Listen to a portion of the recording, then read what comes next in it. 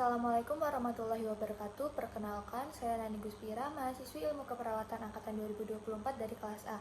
Jadi di sini saya akan menjelaskan tentang bagian pankreas, adrenal, dan kelenjar tiroid.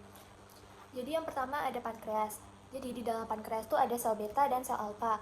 Di sel beta menghasilkan insulin dengan sel target sel-sel tubuh seperti sel otak, sel lemak, dan hati yang berfungsi untuk mengurangi kadar gula darah. Setelah itu sel alfa yang menghasilkan glukagon dengan sel target hati yang berfungsi untuk meningkatkan kadar gula darah. Jadi yang kedua ada kelenjar adrenal. Di dalam kelenjar adrenal itu sendiri ada adrenal cortex dan adrenal medula.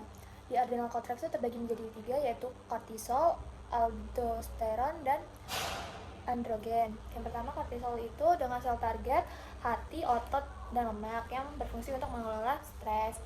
Terus yang kedua itu aldosteron itu sel targetnya ginjal yang berfungsi untuk mengatur tekanan darah.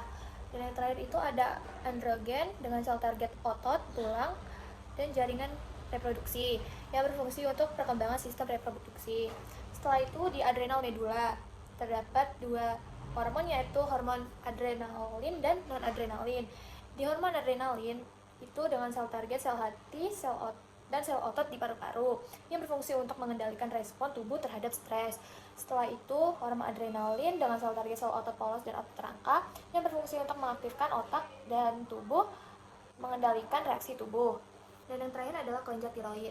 Di kelenjar tiroid ini menghasilkan tiga hormon, yaitu yang pertama tiroksin atau T4, yang kedua tridotiroin yaitu T3, dan kalsitonin. Nah, tiroksin dan tridotiroin itu mempunyai sel target, yaitu sel otak, sistem saraf pusat, sistem kardiovaskular, dan kerangka yang memiliki fungsi mengatur metabolisme tubuh. Selain itu, tiroksin memiliki fungsi lain, yaitu untuk pertumbuhan otak. Selain itu, tridotiroin itu memiliki fungsi lain, yaitu mengatur suhu tubuh, mengontrol pengolahan dan penyerapan nutrisi. Dan yang terakhir hormon kalsitonin itu dengan sel target tulang, osteoklas, ginjal, dan daerah otak yang berfungsi untuk mengontrol kadar mineral dalam darah atau kalsium dan fosfor.